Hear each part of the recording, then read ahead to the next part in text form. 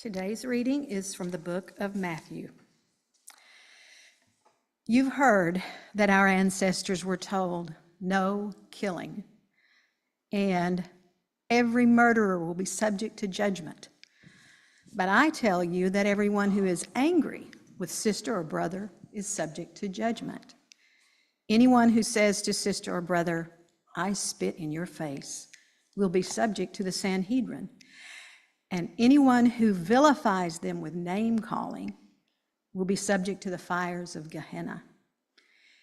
If you bring your gift to the altar and there remember that your sister or brother has a grudge against you, leave your gift there at the altar. Go to be reconciled to them and then come and offer your gift. Lose no time in settling with your opponents. Do so while still on the way to the courthouse with them. Otherwise, your opponents may hand you over to the judge, and the judge hand you over to the bailiff, who will throw you into prison. I warn you, you won't get out until you have paid the last penny. Words from our tradition for today's consideration.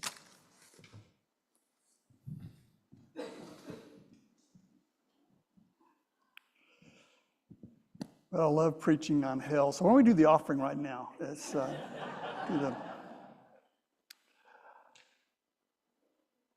We're walking through the Sermon on the Mount. The name of the series is The Way, because I don't think Jesus started off thinking of an institutional religion at all. I don't think he was intending to found the Christian faith. I mean, I like what we have, but what's being talked about is something every religion, every great religion knows, and I think honors it.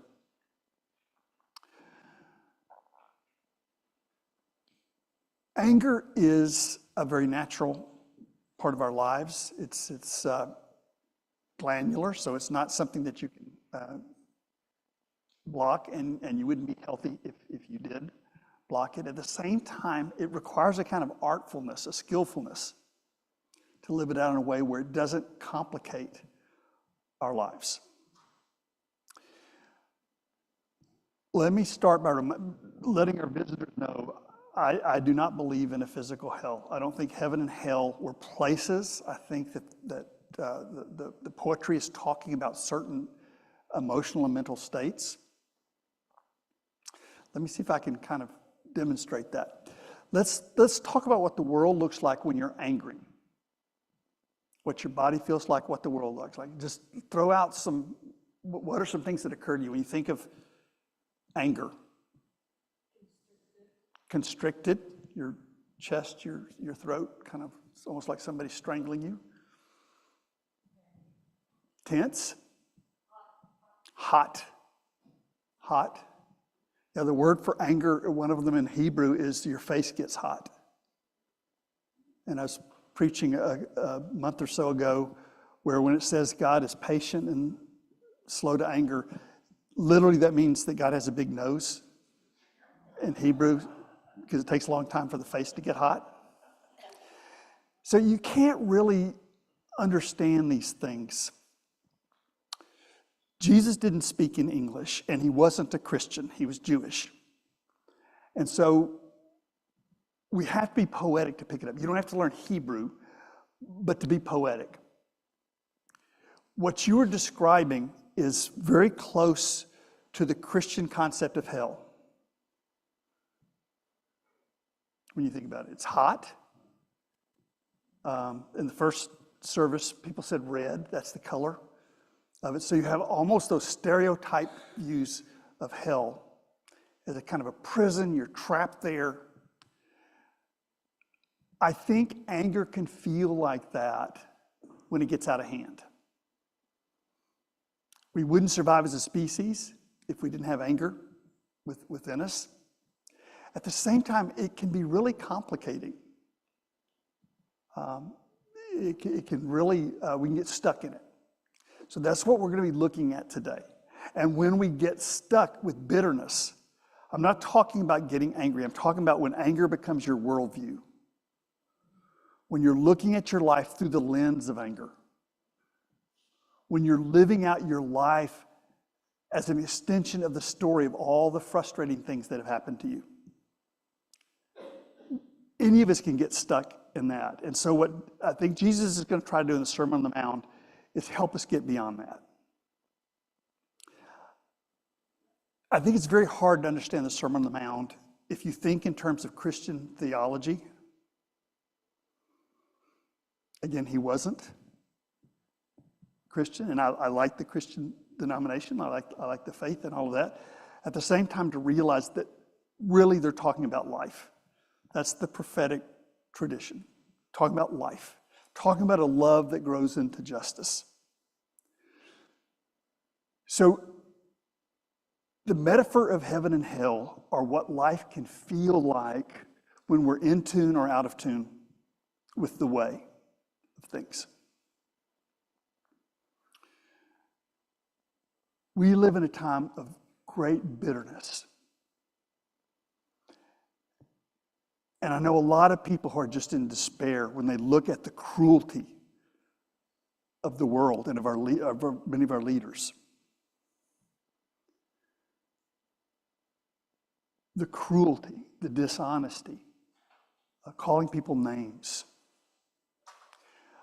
I think what Jesus is trying to do, and what Buddha was trying to do, and the great wisdom teachers of every religion have been trying to do, is to help us build an altar in our own heart that doesn't fall into bitterness, cruelty. That we have a place we protect within us that's always peaceful, always kind. Now, a lot of people think, particularly activists, that if you don't get upset, you don't really care. But if you think about really important things like a tightrope walker, I don't know, maybe that's not important, but you got to stay calm. In boxing, one of the ways to beat somebody is to get them upset. So you can have peace in your heart and actually do a better job of activism than if you let yourself get triggered by the cruelty around you. When I think of that phrase, eyes on the prize, I'm thinking that we're ultimately talking about universal human rights. And so we don't have to let the poison of hatred into our own hearts to do this work. As I look at our passage, I think Jesus is saying that anger biologically is intended to protect us. Something is trying to hurt you and you get angry to protect yourself. But if it gets out of hand, anger can be the thing that hurts you the most. Think in your life of the damage the bitterness has done. The nights you stayed awake and replayed the slights that people had done against you. It's a very human thing to do. But think of the joy that was lost in those moments. People like Jesus and Buddha are not trying to tell us about the supernatural so much as just to help us be human beings in the real world as it is. Jesus says, you've heard it said of old, you shall not murder. But I tell you, whoever gets angry with the Greek word there is brother. We add sister, but I think it's better to think of it as human family to get past that male template. And it's warning us that when we cut ourselves off from other people out of bitterness and anger, we pay a price for that. The word for anger in Greek is the word we get orgy from. Orge. It means more, it's closer to a tantrum than healthy anger. You've lost control. You're being triggered by things. Again, think of the peace of mind that gets lost when you let the ignorance of others rob you of your own wisdom, when you let the cruelty of others rob you of your kindness. We don't have to do that. Again, we can build an altar in our hearts that other people can't punch the buttons. Buddha once said that getting angry at another person, it's like taking a burning coal and throwing him at the person, not thinking you're going to get burned too. Again, I don't want to say that anger is a bad thing. We would not be here literally as a species if it wasn't for anger. At the same time, it can be a real problem if we are not artful when it comes to that. So I think part of what Jesus is saying is don't feed the fire. When you're sitting there at night, as I think we all do, and you're replaying that somebody hurt you, to realize that is hurting you too. Again, it's very human. But I don't think Jesus is trying to give us a guilt trip or say that you're going to go to hell if you get angry. I think it's saying in some ways you're already in hell. When anger takes over, when you're looking at your life through your anger, that I think this is a compassion, somebody trying to give us a gift, I think. So that's the first thing I get from it, that biological anger is intended to protect us, but sometimes it becomes what hurts us. And the second thing is, I think there's just a natural proclivity towards justice. You see it in little babies. When somebody doesn't treat a little baby right, you just see this indignation. They're looking around for, the intercessor. Somebody gets not enough food, too much food. There's a kind of a sense when you're getting cheated, when you're not being appreciated or taken care of. As I've studied the mystery religions of the ancient world, hell was clearly a metaphor. And one of the symbols of hell was the pitchfork that the devil would have, or the two horns, or the cloven hooves, or the split tongue. And in other religions, what that means is falling into dualism. That there are times when reason doesn't do us well. If you're depressed and you think about it too much, your brain's just going to pump out dumb things you've done.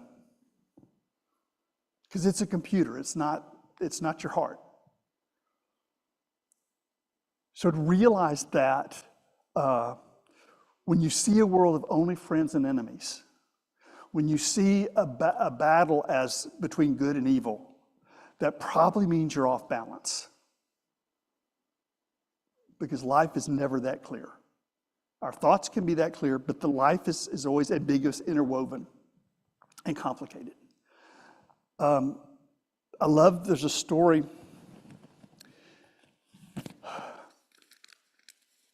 A whole lot of us here at this church did not come up through Christian tradition. So C.S. Lewis is very popular with some people. A lot of you are not going to even know who he is. And you'll go to hell for that.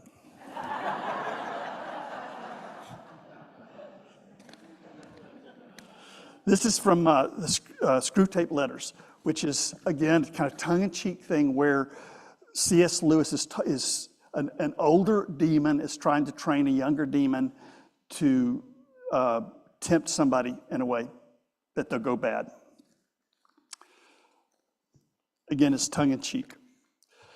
It says, when two humans have lived together, this is the older demon talking about how to get the other person to fall into anger. It said, when two humans have lived together for many years, it usually happens that each has tones of voice and expressions of face which are almost unendurably irritating to the other.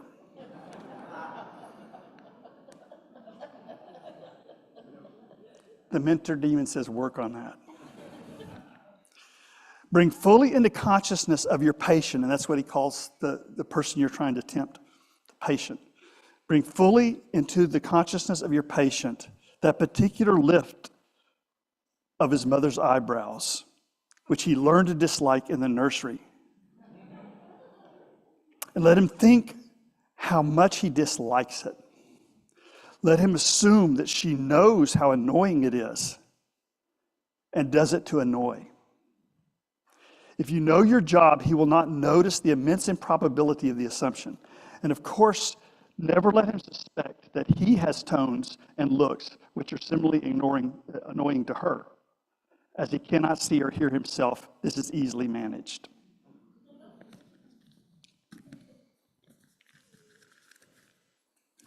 Think about how we slide into these states of bitterness. So, like the Screwtape Letters are trying to help us spot that. Jesus is trying to help us spot that. The Proverbs and Jewish scriptures are trying to do that. Buddha's sutras are trying to do that. They use images of the supernatural, but the point is to be a human being here and now. Jesus says, if you call somebody a fool, you're in danger of the fires of hell. Now, traditionalists would say that means that if you don't, if you get angry, you'll be punished by hell. But I think what it's saying is it's going to feel hot. It's going to feel like you're being choked. It's going to feel like when you're trapped in bitterness, it's a very unpleasant experience. This particular teaching has been so important in my life to say at that moment that you label somebody, at the moment you call somebody a name, you've lost the tie that binds. And this is just my experience, but when I have objectified another person, when I was able to turn them into something I could call them a name, something had been wounded within me. So if we can soften our gaze at other people until we can see the human being underneath what we're projecting. I don't think you have to like the person, and you certainly can't start there. Pretending to like people doesn't help anything. But can you look for the human being underneath that storm? Can you look at that person like you would look at a flower in a field or a strange shell you find on the beach? Not weave them into your story, but just see what's there, completely outside your story. When you feel the pain of the other person, that doesn't mean that you don't have to bring them to justice. It doesn't mean that you don't have to oppose them. It doesn't mean that you don't have to protect somebody else from them. But when you realize you're talking about human beings, lost, wounded, crazy human beings, you can keep the tie that binds you to others. The last thing I get from the text is I think that anger was intended to kind of free us from frustrating things that bind us, to break free of things. And yet, anger can be the greatest prison of all. If we carry around that anger, that bitterness, if we look out in the world, that's why you can't see your own prejudice.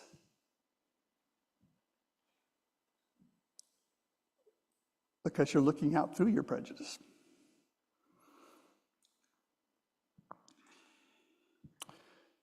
So, we have an adventure going on.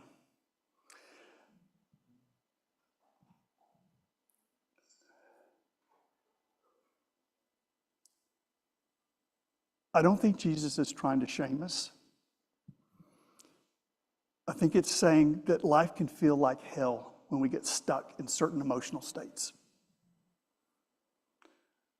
I think as much violence comes from desire as from anger. When I want something, particularly when I want another person and I objectify them, and I think I'm going to be happy if I can claim them. that's also a road to violence. That happens a lot. Jesus talked about a pearl of great price, but he never said what it is. One thing, go after the one thing, look for the one thing. I think it has something to do with love. It may have something to do with the peace of mind we have when we reserve our heart for love and we don't let bitterness and ugliness and pain and hatred into our altar that's inside. A lot of people don't realize that you have that choice, that what you say to yourself determines what your heart's going to feel like down the road. And to protect it. After the first service, Yvette Shelton was talking about Thich Nhat Hanh in his book on anger. How he talks about taking your anger and holding it like a baby, like an infant, and nurturing it and caring for it. To not even be hateful towards your hate begins to break that cycle. This is so important that Jesus says, if you're going to the temple to leave a gift, and this is really bad on a stewardship Sunday. Sorry about that. He says, if you have to leave your gift at the altar, at the temple, and find the person that you've wronged and make that right first.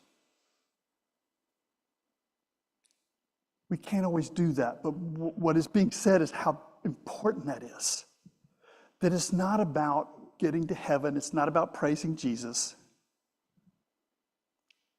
Some of the meanest people I know love Jesus. Some of the most superstitious and ignorant people I know love Jesus. Jesus wants us to love each other. And the faith means nothing if we don't have the love that calls us to justice. So, anger is not a bad thing, and you shouldn't feel any shame. And usually, we come to these questions after we've just blown it, right? We've thrown a tantrum, we've done something wrong, we said something ugly. That's usually our starting place, isn't it? So that has to be okay, which is why Jesus talks about forgiveness all the time. You have to let it go. Maybe first with yourself, but to realize that the reason Jesus is wanting you to let go of bitterness is not so you'll go to heaven, but so that you won't be in hell today.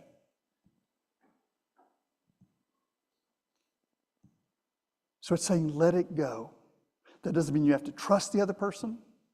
It doesn't mean you have to risk yourself to get hurt again. But can you let go of the pain you're carrying in your own heart? Can you let your heart be healed? We don't have to feed the fire. Your natural anger will come and go very quickly. It's a short-term thrust.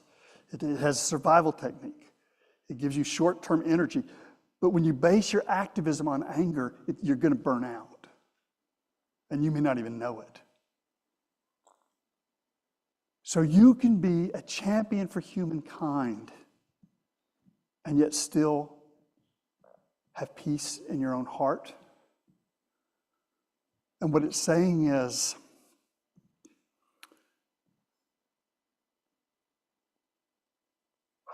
that when we see somebody who looks like an enemy to us, you don't have to try to love them, you don't have to try to like them, but can you just see the human being that's trapped in there somewhere beneath all that bad stuff? And can you realize that when you won't let go of bitterness, that you're the one in prison? Again, Jesus isn't saying, if you get mad at people, I'm going to send you to hell. Jesus is saying, if you're bitter towards other people, you're already in hell. And if you'll let go of them, those bitterness, the hate, that you can spend this day in paradise. So that's my understanding of the text. We'll take a moment now for you to reflect your own thoughts.